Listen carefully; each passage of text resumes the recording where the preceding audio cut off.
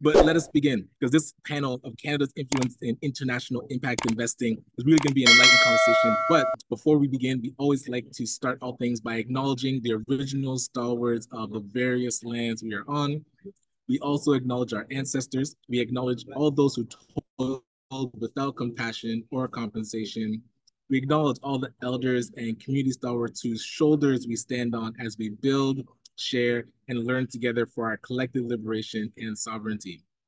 We'll start by having our panelists introduce themselves. And Atieno, I do see you first. So if you'd love to give the audience a background on the work, the remarkable work that you've been doing.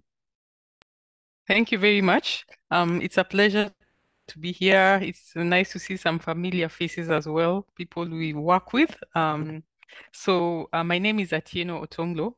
I'm Global Steering Group for Testing, and we work to change financial systems in over 70 countries around the world. So we are working together with the structures that we call National Advisory Boards for Impact Investing. This really what we and in 44 countries, including Canada. And we have task forces that are working to establish similar structures in another 30 plus countries around the world.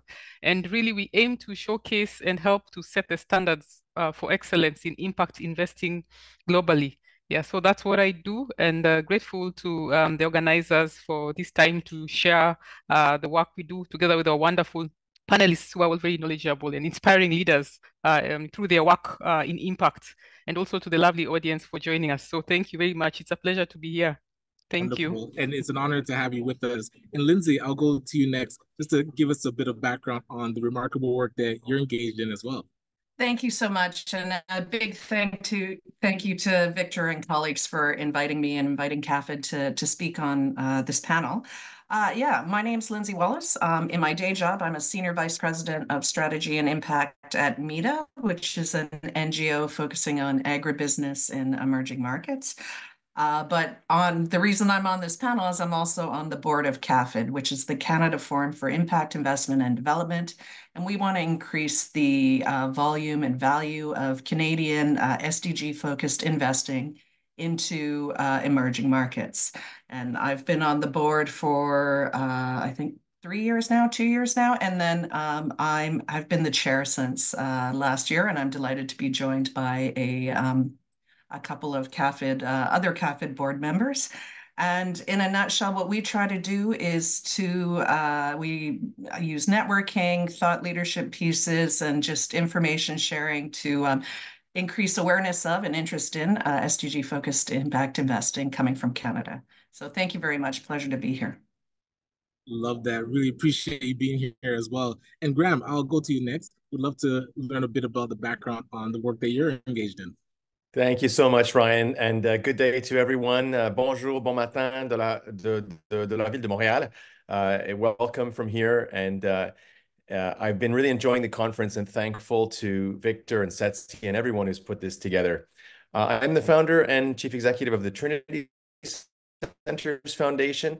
This is working on religious property and trying to see it handed back and over to community ownership, control, influence, and benefit and impact.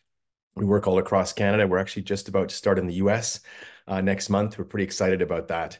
And we are working on creating an equitable loan fund to allow community organizations to take back these religious properties as they go through transition.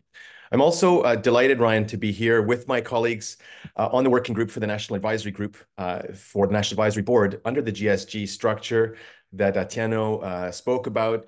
And we'll have some more time to talk about why Canada's work in impact investing overseas and its work in impact investing domestically has come together around the newly formed, newly energized NAB. And it's my pleasure with my colleague Jillisa, who I'm sure we'll hear from in a moment, to be here on behalf of the table of impact investing practitioners, who currently is the other side of this love locket that we formed with CAFIID to play that role. And by no means an exclusive love locket. That's really, we're just trying to set the framework and do the work that's been called for many points throughout this conference. which is setting the stage for a collaboration that's not about control or power, but it is about making sure that all of the different voices have a platform to speak to each other on. So excited about our work, religious property, and our work in collaboration, and that we play a role around the world, not only from Canada. Thank you very much. Excellent. And again, we appreciate you taking the time to be here with the People's Social Impact Conference. And Geoff, I'll go to you next to get a bit of background on the remarkable work that you're engaged in as well. Thank you very much, Ryan. And I want to thank Victor and Setsi as well for the invitation. And it is fantastic to be here with my colleagues from CAFIID and TIP. And as the love locket, that's a great quote, Graham. I actually hadn't framed it that way, but I love that. So I'm glad I'm one. So that's fantastic. So just quickly, I am the founder and CEO of a firm called Impact Inc. I founded it in 2019. And I'm trying to play a role as a bit of a bridge builder because I've had now 30 traditional investment industry, including with some big firms like the Bank of Ireland and Deutsche Bank and GE and State Street. But I've been inspired throughout my life by a variety of experiences, starting when I was a teenager, working with a lot of kids with spina bifida, muscular dystrophy, even progeria. And then having a chance to work in West Africa when I was a student. And then later on in my career at Deutsche Bank, we founded something called Climate Change Advisors in 2005. When I say we, it wasn't me. I was just one of the many people helping to raise capital for that group. And I volunteered for their global social investment funds group, working in microfinance and community investing. So I think there's a need to build the bridges from the mainstream investment community that has, you know, the largest amounts of capital. Because at the end of the day, when we walk away from our jobs, we're all, you know, human beings with collective challenges, and we need to understand that and speak the same language. So my firm was set up to raise capital. So I do impact investing firms and broadly other sustainable investment firms that may have impact themes but don't have a full approach. And then I do some strategic consulting and advising. So again, it's great to be a part of this Love Locket and the overall community, and happy to join today's conversation. Love that. And Jillisa, I'll go to you next just to give us a bit of background. I feel like I know you so well, but for those that do not, and the remarkable work that you've been up to, if you'd like to give us an overview. Absolutely. Thank you so much, Ryan. Thank you to Setsi team and Victor. It's been wonderful to work with everybody on this panel. So thank you all for being so amazing and easy to work with. My name is Jillisa Brown. I am the executive director of TIP, otherwise known as the Table of Impact Investment Practitioners. We are recognized by the Canadian government as the community of practice for impact investing across Canada domestically. And the work that we do is really enriching for our membership. We have many fund managers and individuals that come together to build their capacity and learn from each other within the network. And so it's been so wonderful to lead this space. Canada is working on reestablishing our National Advisory Board on Impact Investing. So, you know, it's been a journey that has really felt grounding so far, I would say. And, you know, we're at a space where we're ready to, you know, take off and launch like a rocket. So definitely a lot for us to discuss today. And also very lucky to have met Atieno in person when I attended the Global Leaders Meeting in Istanbul last year. So definitely a pleasure to see you here, Atieno. Thank you. Excellent. And we'll be looking forward to the next Social Impact Conference in person when Victor and Setsi is able to put that together. But Brian, I'll go to you to get a bit of background on the remarkable work that you've been doing as well. Wonderful. Thank you, Ryan. And thank you, Victor and Setsi, for the invitation. I also want to say a warm hello to my colleagues on the panel. As a newer member of the impact investment ecosystem, I can say that it's been wonderful working with my colleagues at TIP and also my co-board members at CAFIID, because they've been very welcoming and supportive. And I just want to thank them for that. So hello, everyone. It's great to see you all. I think my colleagues have mentioned the work we're doing on the National Advisory Board. So I'll just add what I do in my day job. So I'm at an organization called Colleges and Institutes Canada, CICAN for short. And CICAN for FIT says education, training, and innovation on a global scale. we work with our member organization. We have 140 member institutions in Canada, and we pair them with TVET training institutions in emerging markets, primarily in the technical, vocational, and education and training space. But increasingly, we're looking to leverage our relationships to mobilize Canadian capital to invest in women-owned, women-led businesses in sub-Saharan Africa, and increasingly interested in looking to develop something in Indo-Pacific, aligning with our Indo-Pacific strategy. So again, thank you, and I'm looking forward to the panel discussion. Excellent. And Brian, I'd love to stick with you just to find, with your work, what are some of the important collaborations or possible initiatives that you'd like to see to amplify the current work? Well, thank you, Ryan.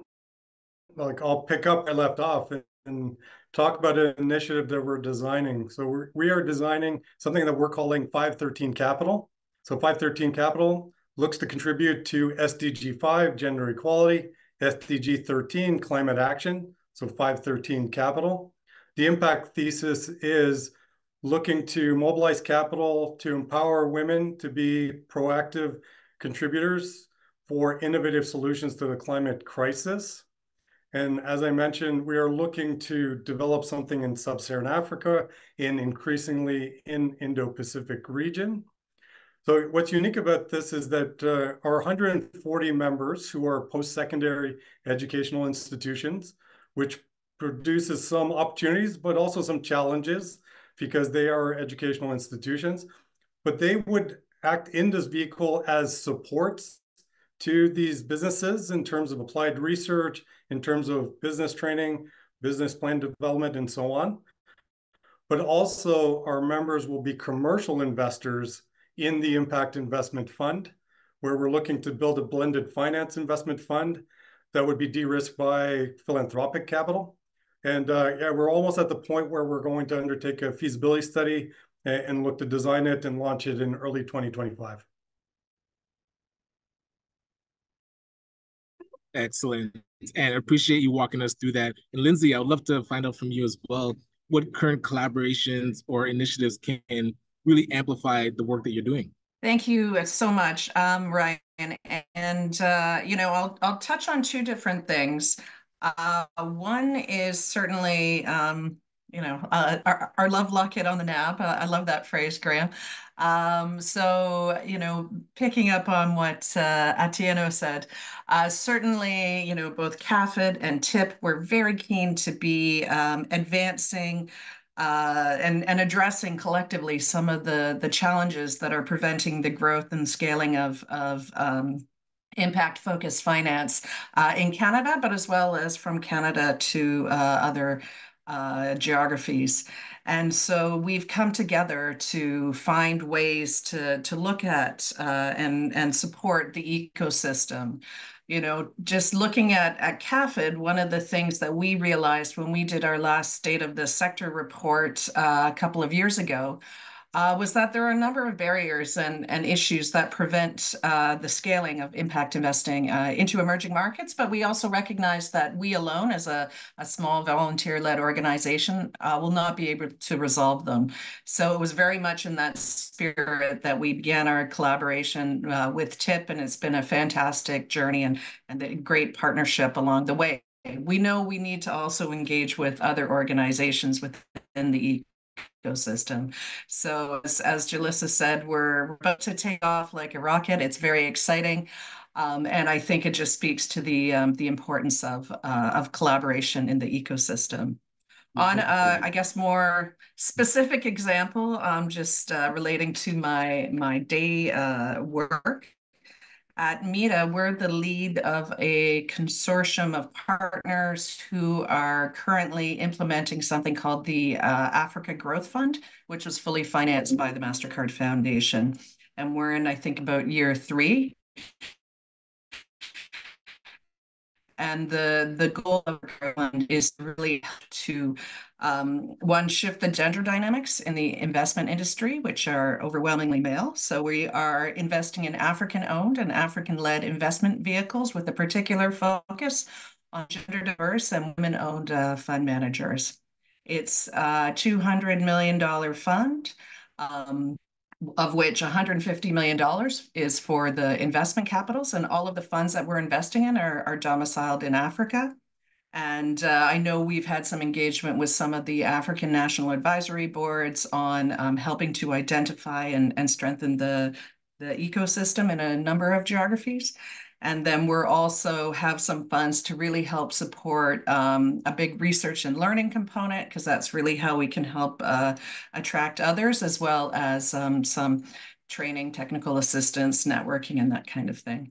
So, and we know at MITA, we're one NGO. We certainly can't do it alone. We've got a fantastic consortium of partners that we're working with, including Investisseurs et Partenaires, ES Partners, which is an African domiciled technical assistance provider, and absolutely fantastic. We're also working with Criterion Institute and Analytics, who's helping us on our research and training. So stay tuned. We're in the process of putting out some early research pieces, but happy to answer any questions afterwards if helpful. So thank you so much. And thank you for the rundown. It's great to see so much work already gaining momentum. And Graham, would love to go to you next, just to learn about some of the collaborations or initiatives that could amplify your work, or some of the key priorities that you're currently working on.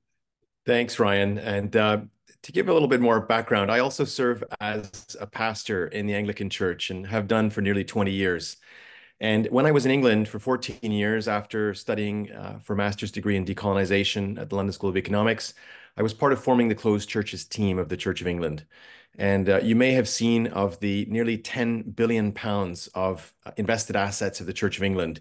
Now 100 million pounds of that has been dedicated to the Church of England's moves to make reparations for their participation in African and other types of slavery and forced labor around the world. So the churches are moving, and I'm privileged to have been part of that in the UK. And now in Canada, our work is across all religious organizations, Muslim, Jewish, Christians of all kinds, and Unitarians are actually very involved. And we're very excited for that. In Canada, there are about approximately 12,000 places of worship and a total of about 17,000 religious properties. I would like to say we have at the large max 180,000 people who live rough on our streets in Canada. We have nearly half of that number in monastic properties that are sitting empty alone. So we could solve half of Canada's on-street homelessness if we redeployed its monasteries, just as a start. And that's the kind of work that we're working on. So of the 12,000 places of worship, we think it's reasonable to look at a national community land trust of approximately 1,000 of those properties. And that's a large enough portfolio of properties to be able to ride through a 20-year journey, talking about tracking inflation, talking about totally and radically improving the life of our cities. And that's the conversation we've been having with a number of larger Canadian financial institutions, including pension funds, and talking about what it might even look like to look at an equity type debt instrument supported by the federal government, which could be a vehicle for those larger funds getting involved. So we're excited to both be working at a very local level, trying to get individual projects off the ground. We just lost a project in Ottawa. It's a 100-foot monastery, but we lost it to a school board. And so we're kind of okay that the school board won, but our project didn't win. And that's the kind of way that we roll. So we're looking at that as a larger vision and working towards that. I'd like to say we've become the national leader in the work of adaptive reuse of places of worship, partly because we assembled all the people who were doing that work. And we say, if you call 1-800, my church is closing, you'll end up getting one of our team members. So we have a fantastic team that I'm very proud of, and they're working hard. Really excited. We hope to be part of some of the next rounds of investment of the Canadian Federal Social Finance Fund. And with that, I'd like to shift gears, Ryan, to say I am excited and optimistic. I loved what Adam Spence said, optimistic for social innovation in Canada. I am also impatient. Valid. Yes, yes. I'm impatient. And I want to speak that impatience in love over our group here, maybe part of our closing session here of the conference. And having thrown out the love locket just by a little turn of phrase, I just have had a moment to think about it again. We've had this National Advisory Board working group that you see most of our group is here on the panel today. That is not an official phrase that we came up with. So I should just take personal responsibility if for any reason somebody finds it's inappropriate or they feel excluded from that. But I will say this. The love locket is also a promise of redemption, isn't it? In the story of Little Orphan Annie, right? When they put the locket around with only one half, and they say the parents will come to redeem this child with the other half. And to me, there has been a promise made to the social sector that we are going to help you use repayable capital, whether that's overseas through Global Affairs Canada, FinDev Canada, and CAFIID, or domestically through TIP and its members and other organizations that are cousins to us, and we don't want to exclude them in any ways, we want to include them. But there has nevertheless been a promise, not only from government, but from capitalism. And capitalism cannot be extricated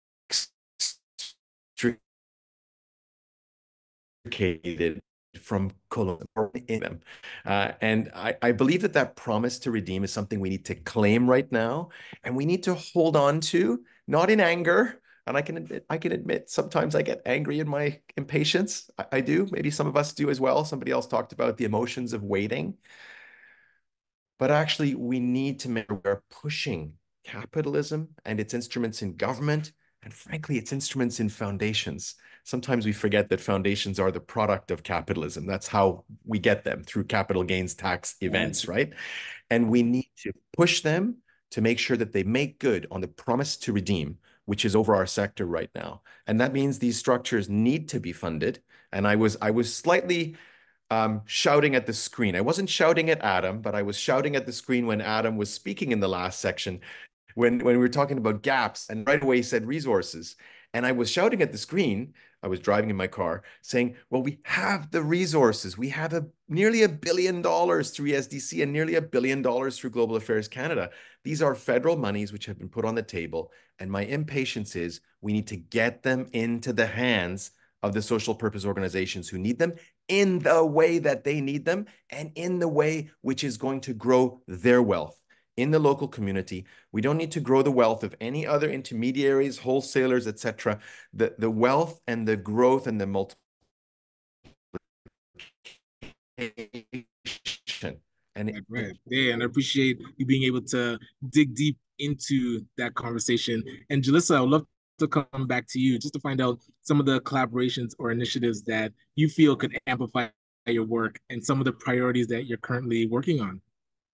Absolutely. So, I think in this social finance ecosystem, I've been sitting like in the seat of systems collaborator, community builder, community convener. And so, one thing that I've definitely taken from my experience over the years is that, when doing things together, things tend to go at a bit of a pace that we're not exactly expecting all the time. I might end up moving at a bit of a slower pace, but as I'm even saying that, I think when we're building things in collaboration with each other, if you want to go fast, you go alone. If you want to go far, you go together, right? And so that's definitely, the spirit that we carry through the National Advisory Board. Although, from a global perspective, I think a lot of countries from outside of Canada see Canada to be a little bit further down the path of social finance than we truly are. But, the time that we've spent to get to where we are now is exactly where we need to be. And so, in this time, we're recognizing now within impact investing across Canada that, organizations are pressing forward with positive actions. But what a lot of people are wishing is that we would spend just a little bit more time in conversation to figure out the collaborative ways that we can do things together. And so I think that we've definitely spent a lot of that time working together with tipping at the NAB. But because we are such a huge network of networks, it is going to take a little bit of rolling up our steam and working with these other groups to figure out where those points of collaboration are, whether together to put on events or conferences or, working together to build curriculums. So for example, one thing that we're working toward is building a curriculum for intermediaries. And so instead of just saying, hey, TIP can build and facilitate the whole curriculum, I've started to say, okay, who in the ecosystem also teaches and builds capacity in this area?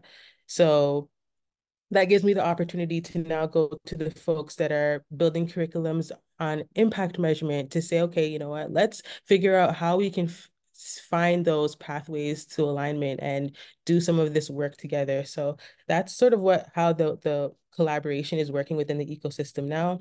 Definitely working together as networks. We are, again, building curriculum. So folks that are out there who are experts in, due diligence, technical assistance, legal for impact investing, figuring out impact weighted accounting. We're definitely looking for, experts that can come in and teach and help to build this capacity. And collaboration in this space also looks like working with the pension funds or the philanthropic foundations who do have the money to be able to back and support the work that we're doing. And then, of course, collaborating with governments. The work that we are doing essentially impacts how the government does their work, right? And so it's only fair that we work and collaborate with these governments together to get, their financial backing and their support in building the market. And so, yeah, certainly a lot of ways for us to work together and collaborate. For the sake of, the audience that we are here with today, I know that a lot of us are running social purpose organizations. And so with the National Advisory Board, we would see you as a part of the group that is the demand for impact capital. And so there's definitely going to be opportunities for you to also engage within the National Advisory Board as we figure out how and where and when the demand the social purpose organization leaders come into this space and interact with the National Advisory Board in a special way. So look out for those opportunities because they definitely Ryan, may be open for you. Is part of our role, even just bringing CAFIID and TIP, so impact investment domestically in Canada, impact investment from Canada abroad, just helping the government departments that we each relate to hear from each other and looking and saying, did you realize that we're already doing what these guys have asked for in Alberta? We're already doing that in Ghana with Canadian dollars. And that conversation is not conflictual. It's simply the way government works, that they are by nature, by definition, siloed. And so that's been a joy to begin bringing those conversations together, not trying to tell anybody what to do, but simply saying, do you know what each other is doing with our federal government of Canada dollars? And that has been a great joy already in the work of the renewed work. Excellent. And Geoff, would love to get your perspective if you want to highlight some of the collaboratives or initiatives that are currently amplifying your work or key priorities that you currently have. Ryan. So just a couple of thoughts on that. In terms of the broader promotion of impact investment and awareness, in Quebec now, there's a new roadmap that's being worked on for sustainable finance that there's going to be a lot of attention on over the next many, many months. And I was at an event this week, and one of the things that came up that I believe for a long time, and I think it behooves everyone really to get involved in that, is to hopefully with pension plans, they will talk more to their beneficiaries, because ultimately the capital they have belongs to the workers, belongs to the retirees, et cetera. And if they're informed as to the opportunities in impact investing and how that can benefit them also financially over time, I think that there would be a lot more of a green light given for a lot of pension plans to explore investing in different strategies. And it also is a broader conversation about retirees, because at the end of the day, studies show that financial stability or security is important in retirement, but then you've got other pillars like, of course, health is really number one. And then you've got like family and friends, community, and purpose. So these broader themes also tie into impact themes. And there should be ways to have the voice of the people whose actual money it is and funds it is, with the bigger pools of capital, to understand when they're well educated about this, that it doesn't have to be that there are real opportunities in the impact investing space to invest and to make a big difference and impact.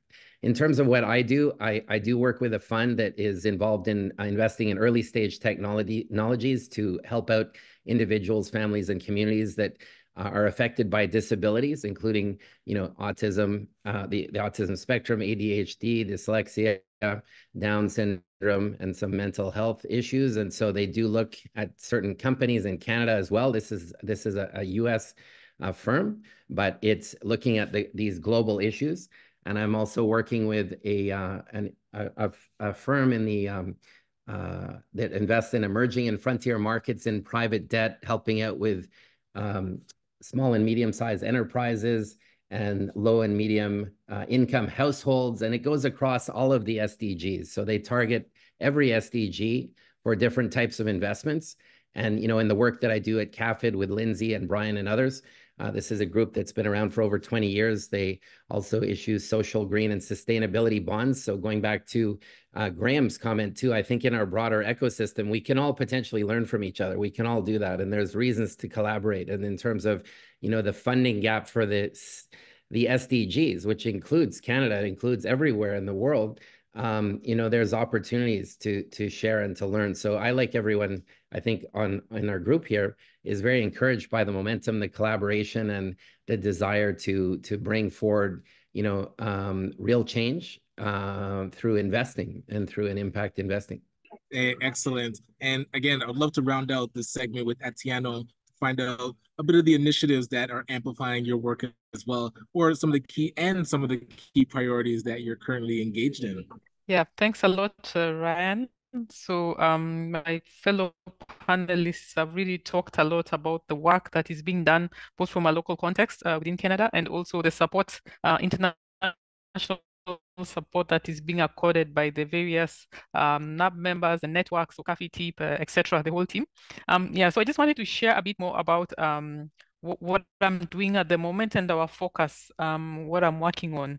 So I'm looking to expand and first of all, enter new markets as well. So in countries where they already don't have, that kind of awareness about what impact investing is, what's happening in the rest of the world, we want to establish our presence there. So at the same time, the second thing that I'm looking to do is converting what we call the non-users into impact investors, right? So those who are sort of already in the market, but not quite keen on doing or focusing on impact. So maybe doing more of the traditional kind of investing and other kinds of investing. So we are looking to convert them and have them to join the impact investing world. And then finally, just generally increasing impact per user, if we can call it that, from a business perspective, right? So in terms of investments and policy as well. So we are actually doing it in three main ways. The first one is around building the right infrastructure, which really is the right starting point. So of course, we do this by supporting both the existing and new national advisory boards so that they're able to drive more capital towards public good, and currently work in 44 countries and the pipeline of another 30 plus countries. So quite a bit to be done, and focusing sometimes directly on some of the main SDGs on a country by country basis. And then certainly also working towards information availability, right? So of course, the markets would function best when there's information that's equally shared between the market players. And it's not the case at the moment. So it often creates some kind of barriers for investors to invest significantly into businesses that could have a more positive impact on people and the planet. So trying to clear up, where there are either misconceptions or lack of knowledge, or how to make the investments, or even sometimes simply a lack of courage, right, to go out of their comfort zones and out of what they know. So we do produce some reports. For example, in 2021, we ran the G7 Impact Task Force, and then we did a refresher of this at the end of last year, 2023. And there we describe in details the exact gaps and barriers that we think exist within the impact investing world, and also provide some concrete solutions and real examples that are already underway to get more impact transparency from a number of countries. So from in terms of better decision and relevant information, right? And we showcase interesting examples from, for example, leading managers. So, for example, we talk about the likes of the Schroders and the Credit Suisse and all the rest and what they're doing. And it's all about significantly having more investment towards the SDGs, especially in the emerging markets. So we create the information and then disseminate the information and the market intelligence. Right. And then finally, the third area is around the innovative instruments and for investors and governments. Because we believe that by getting financial institutions and governments to work differently and to integrate their impacts as a key driver for decisions, then we can truly transform how economies actually work at scale and on a country-by-country basis, so that we make sure that no one is left behind and that we are also able to regenerate the environment at the same time. So for example, for governments, we offer them a number of tools and approaches that they can use. So for example, they could be market facilitators, or they could be even market participants or market regulators, right? We do quite a bit of work on the policy front. And then we also work closely with the players in the financial industry as well. So the asset owners, pension funds, for example, asset managers, the banks as well. And we show them examples of how peers in other countries are innovating to bring purpose back to finance. So that's what we do. And in terms of some of the specific examples of collaborations or initiatives, I think it would be nice to mention specifically projects that are touching on or are supported by the Canadian government and Canadian institutions. So for example, on the ground, one, we directly support the work on the ground to establish these local structures for impact investing. And we've done it very well in a couple of countries. The first one is Peru, where from around 2020, there's been support of tours to other countries like Colombia, Mexico, and also Canada on what's happening on impact investing in the ground. They have assisted in terms of development of the ecosystem mapping, providing training as well for stakeholders and as well with Canadian experts. And then also in terms of field support services, this is ongoing support from the impact investing field of experts. That's for Peru. In Colombia, Global Affairs Canada, SVX, and a couple of other players have also extended a lot of support around providing the actual financial funds, first of all, providing time, ideas in different projects, supporting in their annual summits as sponsors and also strategic allies. And then yeah, finally, I'd just like to mention a project that we are working with the IDRC and Global Affairs Canada. So this is a project around accessing locally developed and context-specific research expertise focused on countries, depending on the country's impact priority area. So this is running in 4 countries, Peru, Colombia, Ghana, and Nigeria. And we are looking to expand this, hopefully, depending on the availability of further funding to a couple of other markets. So here, really, we are looking at bridging the gap between the academic community that conducts research on the ground and the rest of the stakeholders also within the impact ecosystem. We are bringing in local think tanks that are also well placed to inform policy dialogues and to accelerate impact investing. And the end result that we are looking at is in terms of being able to generate some new evidence that can provide a backdrop for acquisition of new skills and competencies, and also building lasting and sustainable partnerships. What Jillisa said is really important, because sometimes you have all these players in the market, but then how do they actually, come together to be able to learn from each other, to make sure that you're able to have that continuous kind of contribution to market building as well. It's not just the end result, but also the process that is really, really important. Yes, so those are some examples of our direct experience with the support from the Canadian government and other government, Canadian players. Thank you. That's excellent. And it actually sparked something in my mind. And before, I wanted to ask each of you about the future you see in impact investing in Canada. But Graham, I had a specific question for you actually. And many of those of us that come from racialized and marginalized communities are perhaps more likely to have faith as part of their family or personal background. Yet many do not come from the big white church on the hill.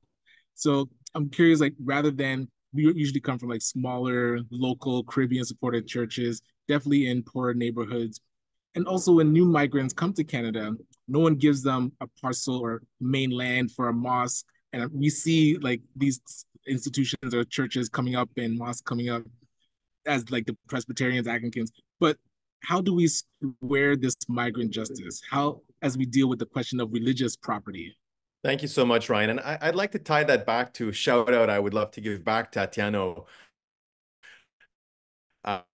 as she and the GSG are doing what she just did, which is shouting from the rooftops what a great job Canada is doing overseas. And let's imagine that she's even knows of some funding that they hope is renewed from the Canadian government. I hope we will cheer her on and on this project and use that as a way of weaving into our Canadian decision makers, wherever they may be, to say, we know these projects, we know these people. These are people that we are connected with. We're not far away from them, which is, if you know your history, where a lot of bad things in world history have happened when we suddenly decided we felt very far away from some other part of the world.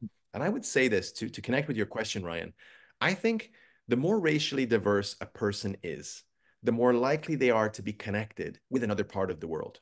And if that's the case, our interest is in the impact investing instruments that will be needed in those parts of the world, not only for their justice, but also for our justice. Let me give you an example. Take any conflict in the world where people become homeless and displaced. This leads to refugee crisis. Those refugees come to places like Canada. And if we're not careful, the same conflict that caused them to be displaced will end up being rehoused in Canadian neighborhoods. The worst example in the world of this, of course, is Paris, France, where France's colonialism has come back to Paris and to Marseille and has come home to roost in a way that we're not sure if Paris is ever going to recover from that. We don't have that ghettoization to the same extent in Canada because we integrate communities that come from war-torn areas. So my point is, those people, one of the ways that they will integrate with each other is through their faith. They will come, and Ukrainian migrants that come to Canada, I guarantee you, they all want to go to the Catholic Church. That's their background. They want to have a Ukrainian Catholic Church or Ukrainian Orthodox Church, and that will be part of their healing. And their healing will, in fact, bring prosperity back to Ukraine as it rebuilds.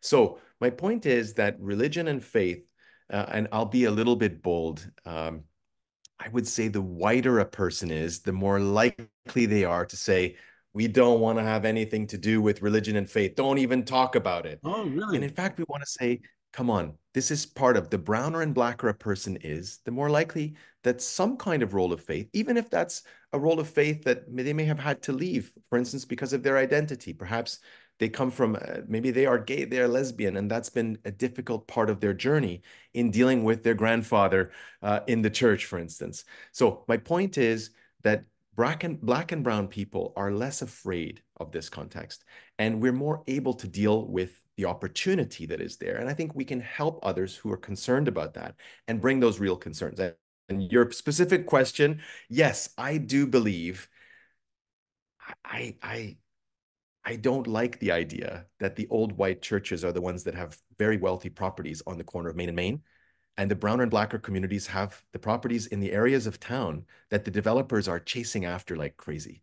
And they're making offers to those communities, and that little bit of precious community space that they had gets swept away in poorer neighborhoods. And we should be doing exactly the opposite and building and sustaining community infrastructure, which is often already in place through religious property, through the giving of that land, through its historic tax exemption, which is something we've published a lot of data on in lots of magazines. We were on the front page twice now of Municipal World. There you go. I never thought I would be on the front page of Municipal World, but these are the kinds of places where we've been arguing that land justice in Canada has to do with new migrant communities, with faith, and we need to learn how to not be afraid of dealing with the challenges that brings forward. Thank you. I'll say, sorry, you say one more pointed thing. Okay. And somebody put me in trouble for saying this the other day. Okay. But I'm going to say it because I want to get myself into trouble here, because it's the kind of thing we're here for, right? We're not here to just tell everybody what 100%. We're doing. We're here to bite into the real issues. Let me give you an example. How long will it take after the current crisis in the Middle East for Jewish and Muslim people to trust each other again in Canada? And how much is that worth to our economy, to our society? Okay? Is that going to take 10 years, 20 years, 15 years, 5 years? What if we can shorten the distance and build bridges between a community that is being ravaged by war, which in some cases, Jewish and Muslim people don't feel connected to that in the ways we might think that they are. But actually, this is the role of creating resilient local community, and we need to value that. And if we don't value it, we won't resource it, we won't pay for it. And in the end, the breakdown of local communities because of their cultural differences can cause enormous pain to society. So these to me are not flowery things that people do on a Sunday. This is about the real world conflicts that end up leading to some of our hardest to reach social problems. So let's dig in. That's social finance. Absolutely. And especially the domino effect from it is stuff that we typically don't think of because it's so far into the future. And as we talk about the future, and Jillisa, I'll come to you first. I'm curious, how do you feel about the future impact of investing in Canada, and what are some of the gaps or opportunities that you're seeing, or maybe some trends that we might not be aware of? Yeah, I definitely would say that, the future of impact investing, when I heard you say that, I envisioned, seeing a lot more people that look like me engaging in impact investing, a lot more people that are in this room engaging in impact investing. I think that's one of the big reasons why I started in this work when I started working with SETSI in 2017, I think it was, 2018, was for the need for me to see more people, more aware and gaining access and being successful in impact investing. And so that's like, definitely what I see in the future. I was going to say hope, but no, that is what I see happening in the future. In regards to trends, especially in relation to the National Advisory Board, I definitely, see the Canadian government really truly understanding the value of them engaging with the National Advisory Board within Canada. It's clear through what was shared today that they do see value in the work that's being done within other countries. And so I definitely see an uptake in the Canadian government, again, seeing themselves as a part of the picture. And, one thing that I also see, or that we've come up with and with working with the GSG, is that, there's a hope to push the tipping point for impact investing, and that all investments that are made, the hope is that at least 10% of those investments become impact investments. And so, because I'm also one of those people with my sleeves rolled up, I definitely see that, being a part of the future. I love that. And Lindsay, I would love to get your perspective as well as we think of, or I get to, how do you feel about the future of impact investing in Canada? Any opportunities or gaps that we might not be aware of? Thanks so much. And just a comment on Graham's point. I'm currently working for a Mennonite organization that is very much centered in its faith. So I think there are yeah, it's just to highlight that as well. But I do think there's very much some positive trends, but I think there's also some concerning headwinds. I mean, overall, certainly our last State of the Sector report that we we saw a 70% increase in Canadian impact investing into emerging markets. And that was over the period of the pandemic, but it's only about $3 billion, which, as we know, in the size of the volume of the Canadian financial sector is it's far too low. Now, I think certainly through all the work that like we're doing here, sharing information, networking, continuing to ensure that impact is factored into in impact investing into relevant government programs, we're starting to see it grow and scale. And so that's great. And I think as well, certainly other geographies, we're also seeing a lot more interest in impact investing. I know the pension funds in Switzerland are looking to carve aside a certain percentage of their funds to be focused on emerging markets, impact investing. So we're seeing a lot more kind of growth and interest. I think for Canada, though, there's still some areas where, we want to continue to kind of push at the barriers.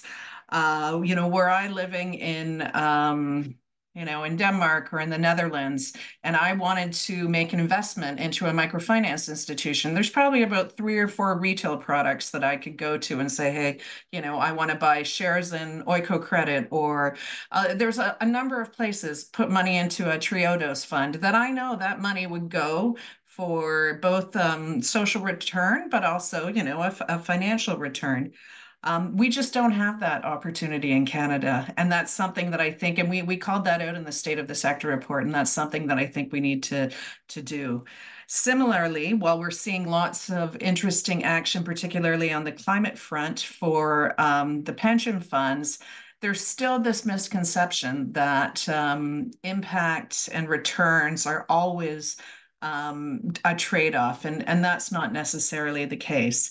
And so in other countries such as Denmark, where they've seen they've come up with a really innovative fund, the SDG fund, where it's their development finance institution plus their development agency plus a lot of local pensions all coming together to invest in emerging markets, impact-focused products in emerging markets.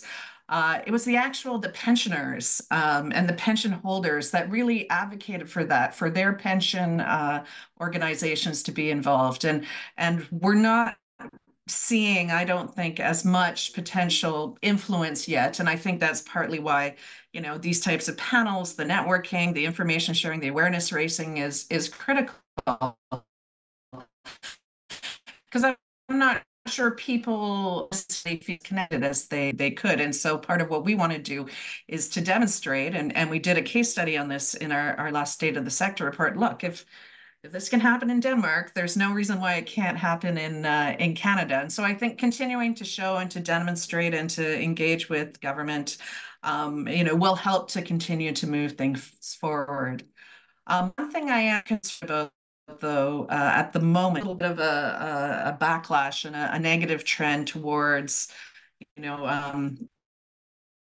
ESG investing into that impact investing, particularly to the south of us.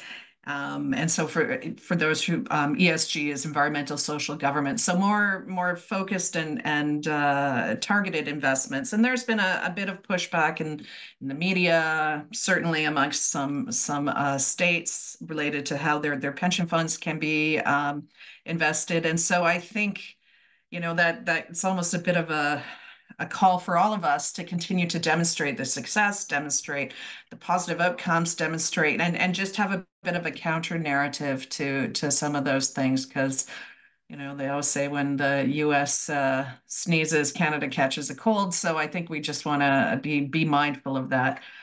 There is a lot of really interesting things happening. I think we need to just continue to show and to demonstrate and to raise awareness. So those are my thoughts kind of on the future, the positive as well as the challenges. Hey, we have to embrace both. And Graham, I did see that you unmuted. Did you have something to add? Yeah, I wanted to throw something in there about the different national, almost like small little countries within Canada. And there's an easy one to look at, English-speaking Canada, particularly based out of Quebec. But I want to go further than that and say, look at the influence of an Asian economic outlook in British Columbia. As Lindsay mentioned, the Mennonites and the communities that have built up the prairies, they really do influence the cooperative understanding that we see across the prairies when it comes to community finance and social innovation, social finance. But particularly in Quebec, I wanted to highlight, I sometimes joke and say I'm a brown guy who speaks French in Quebec, and that usually gets a smile because we don't have too many brown guys who speak Quebec. We have a few African background francophones, of course, we have many in Quebec. When they see my name Singh, they never expect me to speak French, put it that way. Alors, quand je parle français au Québec, ils sont surpris, et voilà, ça prend une belle opportunité. But what I want to say is, when it comes to impact finance, it's almost better to think of Quebec as a separate country. It's so different. And when it comes to Fonds d'Action, actually, in a collegial debate with my colleague Lindsay, I would say actually Fonds d'Action is an opportunity that the average Monsieur, Madame, tout le monde, everybody can go to Fonds d'Action and they get an additional 30% discount on their income tax. It's like having a bigger RRSP contribution. And then Fonds d'Action is obliged to do more socially impactful investments as a result. And that's why they're leading. It's not just that they're cool people. They are obliged under law to do that. Similarly, we have the économie sociale, the social economy in Quebec, which is legislation in Quebec, which is there.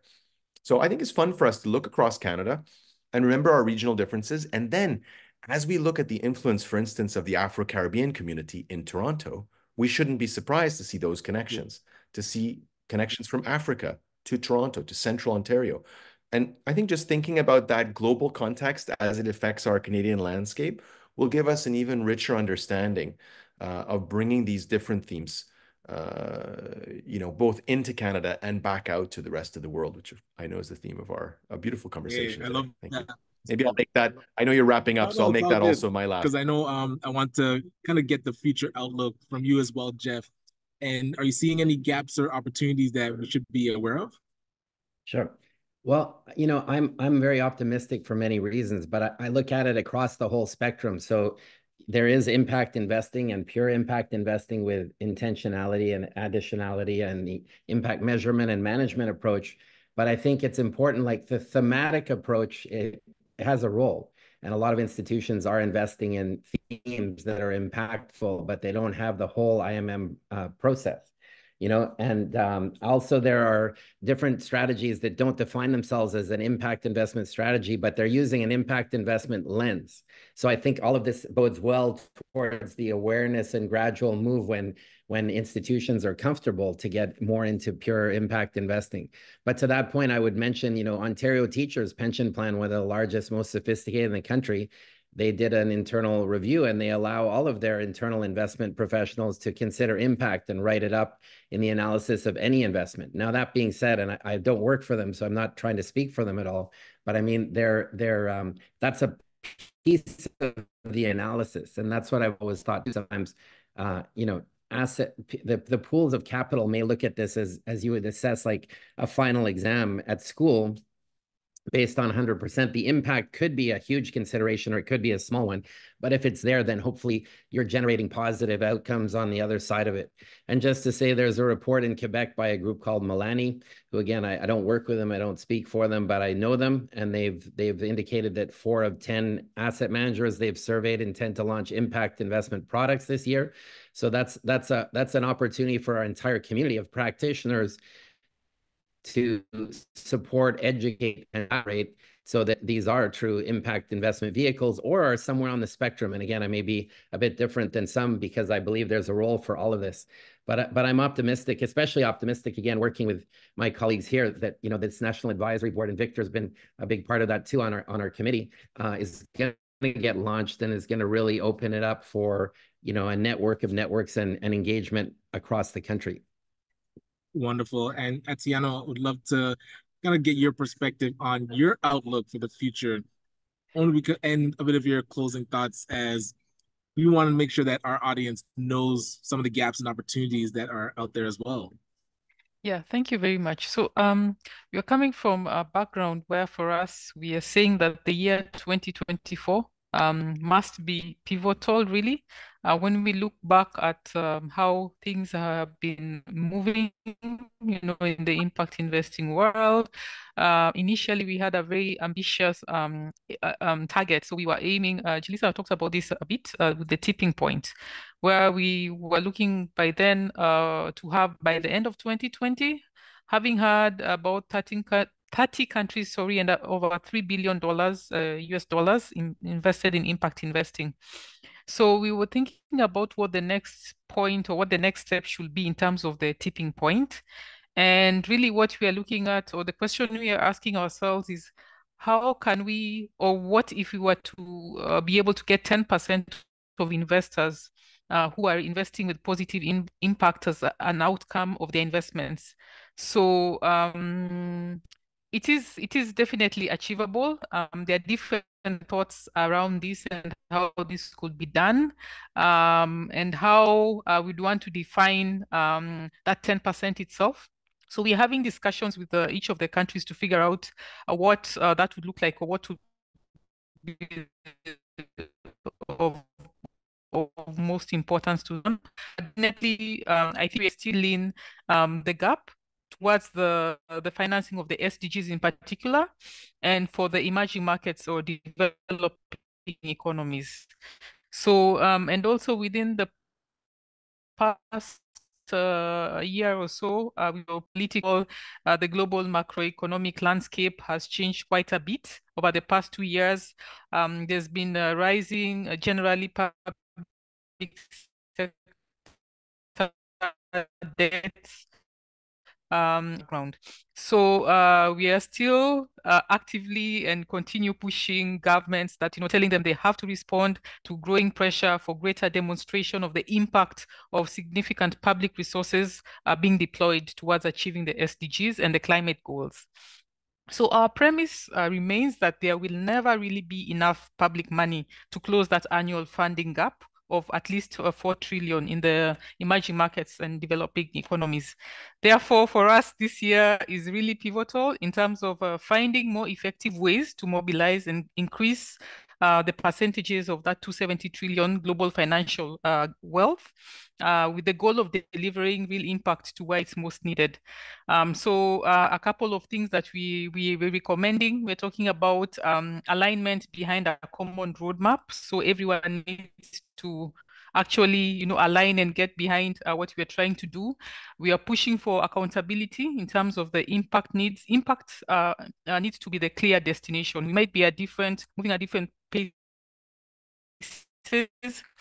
or at different places, but we need to be clear on the end goal. We are also trying to push in terms of making some strides when it comes to impact transparency. There's still a long way to go on that. Impact valuation, for example, and impact accounting, still quite a bit, a long way to go on that. And then just around generally producing pieces of evidence around growing demand for investments that deliver positive impact. And we continue to say that, it's really a pressing matter. Like, time is of the essence. So we need to find ways of really focusing on the end goal and what we want to do around impact investing. So one of the key things, I'll just close by saying one of the key projects that we have, we'll be focusing on for this year is a project around getting the DFIs and the public development banks to be able to work together with the private sector and to be able to mobilize more funding, especially for the emerging markets. So we are putting together a working group to be a closed working group, but we'll invite the whole network. And we really want to have tough conversations, ask all those tough questions that sometimes no one wants to ask in the room, directly to the DFIs in terms of what are they doing, what are their plans. A lot of them talk about, impact first funds, or talk about having an impact approach to their investments, etc. So we need to have this clarity of purpose. We need to have very clear goals around the impact investing and what they are doing intentionally, or what their plans are towards impact investing.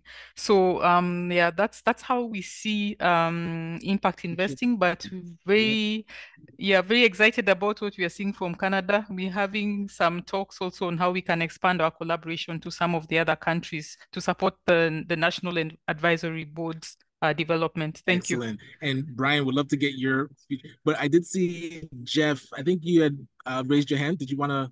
Maybe I'll just say one quick thing. And, yeah.